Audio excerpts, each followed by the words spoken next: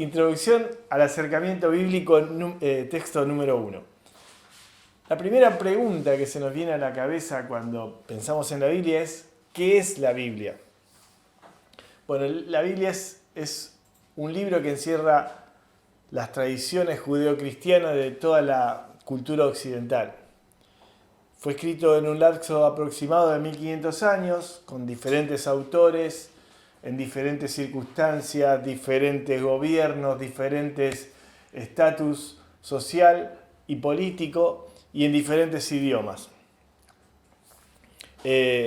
Algunas cosas que me gustaría dejar en claro que no es la Biblia es, número uno, que no es un manual de instrucciones. Muchas veces tenemos ese simple concepto y no es solo eso. Es un manual de instrucciones para el ser humano, pero también es donde vamos a conocer el corazón de Dios, su propósito y sobre todo su amor para con nosotros. Otra cosa que no es la Biblia es un libro caído del cielo. No. Cuando nos acercamos a la Biblia debemos entender que es un libro de inspiración divina, pero escrito por seres humanos, atravesado de punta a punta por el acontecimiento Jesucristo. La palabra Biblia viene del vocablo griego biblos, que significa libro o rollos. Libros o rollos. Podríamos decir que es como una especie de biblioteca, un compendio de muchos libros, y debido a eso nos trae algunas complicaciones a la hora de acercarnos a ella, porque no podemos tomarla como si fuera una sola obra literaria, sino como un compendio de muchas. Cada una de estas obras con un género literario diferente. No es lo mismo estudiar un libro histórico que un libro profético, que un libro poético o que una epístola. Existen reglas de interpretación bastante específicas para cada uno de esos géneros, y lo vamos a ver en unos minutos. Nuestra Biblia se divide básicamente en dos partes: en la tradición judía, que es el Antiguo Testamento, y en la tradición cristiana, el Nuevo Testamento. Entonces, en el Antiguo Testamento, en la tradición judía, tenemos la Torá o Pentateuco, que significa penta 5, teuco libros, 5 libros, los libros históricos, los libros poéticos, los libros sapienciales y los proféticos. Los históricos reúnen todas las narrativas, toda la historia del pueblo de Israel. Los poéticos podemos encontrar libros como Salmos, Cantares. Los sapienciales, Proverbios, Eclesiastés, y los proféticos reúnen a los profetas. Todo este compendio de libros se lo conoce como la Tanaj hebrea. Y luego tenemos el Nuevo Testamento, que gira alrededor de Jesucristo como el Hijo de Dios y que le da significado a todo el conjunto de la Biblia.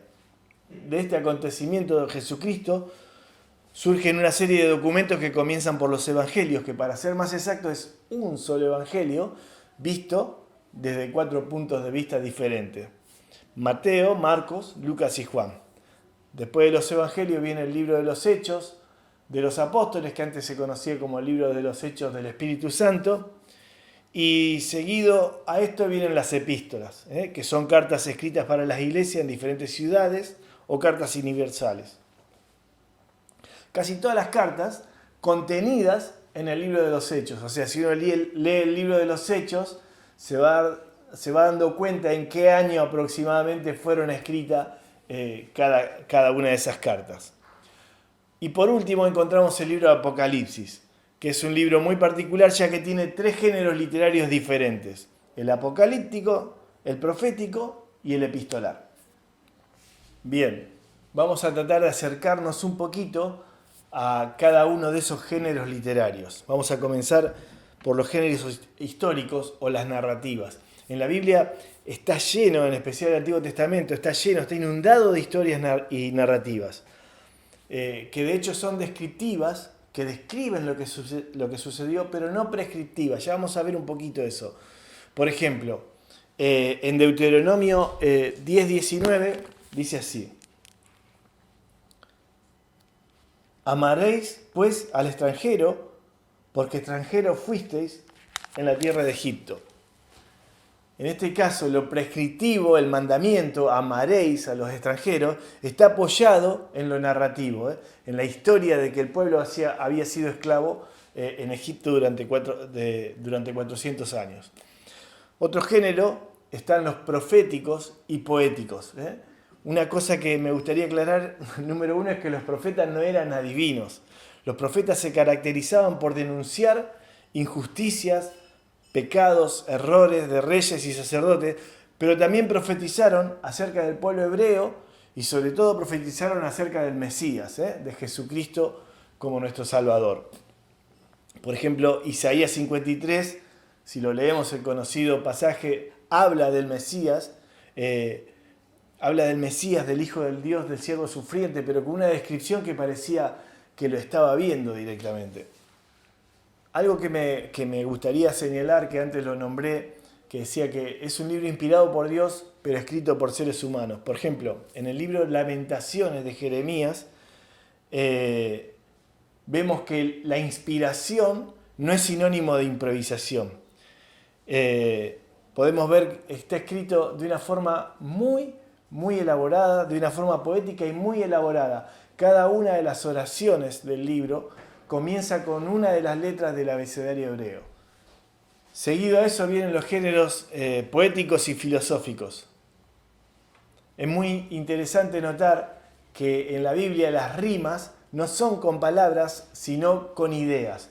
O sea, rima una idea con otra. Entonces, a pesar de las miles de traducciones que han tenido, nunca se pierde el concepto. Una idea rima con la otra.